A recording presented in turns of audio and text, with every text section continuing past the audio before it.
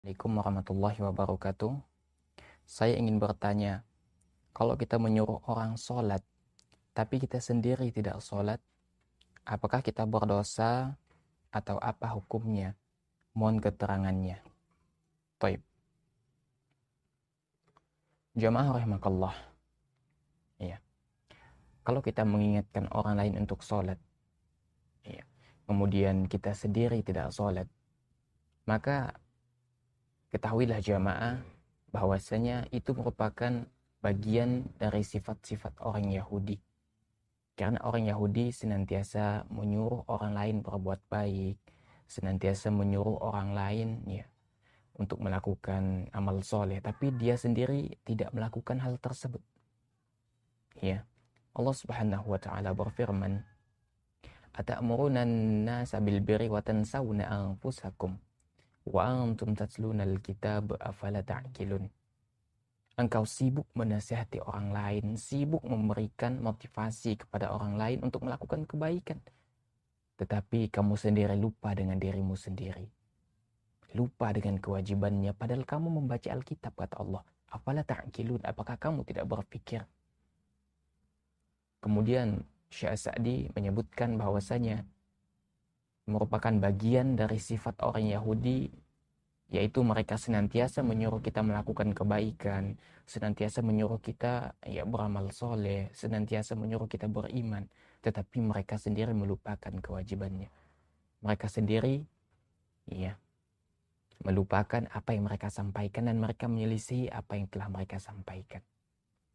Dan ini merupakan di antara sifat-sifat orang munafik. Ya, orang munafik itu berbeda perkataannya dengan perbuatannya. Ya, makanya di sini kita harus berhati-hati jamaah ya. Jangan sampai ketika kita menasihati orang lain akan tetapi kita sendiri yang melanggar nasihat itu. Iya. Jangan sampai kita seperti itu jamaah. Karena juga itu merupakan sifat dari orang Yahudi. Dan kita lihat jamaah, orang Yahudi sekarang ya, keburukan akhlak mereka itu masih bisa kita saksikan sampai sekarang. Di mana mereka di pentas dunia ya, menyuarakan kebebasan, menyuarakan kemerdekaan. Tetapi malah mereka yang ya merenggut kemerdekaan negara lain. Mereka yang merenggut kebebasan orang lain. Nauzubillah. Inilah Yahudi jamaah. Mereka itu jahat. Tetapi mereka menjadikan topeng kebaikan, kebebasan sebagai topeng. Padahal hati mereka itu busuk. Dan kita lihat kejahatan mereka sampai sekarang bisa kita saksikan di media massa, diberitakan, di media elektronik, dan di media-media lainnya.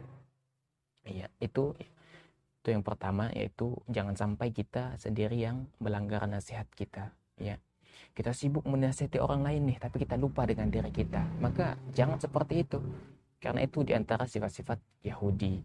Kemudian terkait dengan meninggalkan sholat, maka janganlah seperti itu jamaah ya. Ya, karena ini bukan perkara main-main. Sholat ini merupakan bukti ketaatan kita, ketundukan kita kepada Allah Subhanahu wa taala. Bahkan Syekh Al-Utsaimin dalam fatwanya menyebutkan orang yang meninggalkan sholat itu dihukumi kafir. Itu menunjukkan betapa berat, besarnya ancaman bagi orang yang meninggalkan sholat. Maka hendaknya kita sebagai muslim berhati-hati. Ya, jangan sampai kita mendapatkan dua dosa sekaligus. Kita menasihati tetapi kita sendiri melanggarnya. Ya, kemudian kita menasihati orang untuk sholat tapi kita sendiri tidak sholat. Maka kita di sini ya memiliki dua pelanggaran sekaligus. Pertama, kita menyelisih ya nasihat kita sendiri dan ini merupakan bagian dari sifat orang Yahudi. Kedua, kita meninggalkan sholat dan ini merupakan di antara salah satu tiang agama Allah Subhanahu wa taala. Sholat ini merupakan bagian dari agama Islam. Iya. Bahkan sholat itu setelah syahadat. Kedudukannya setelah syahadat. Iya. Maka sholat ini merupakan bentuk realisasi, bentuk ketundukan kita kepada Allah. Dan ketahuilah jamaah, tidak ada yang mengingkari kewajiban yang ada di dalam Islam kecuali orang kafir. Maka ketika Anda meninggalkan bahkan mengingkari di antara salah satu yang ada di dalam Islam, yang salah satu di antara bagian-bagian syariat, tidak tunduk dan mengingkari dengan tidak menjalankan, maka benar kata Syekh Al-Utsaimin ya, bahwa dia dihukumi kafir. Ya, maka hendaknya kita harus berhati-hati.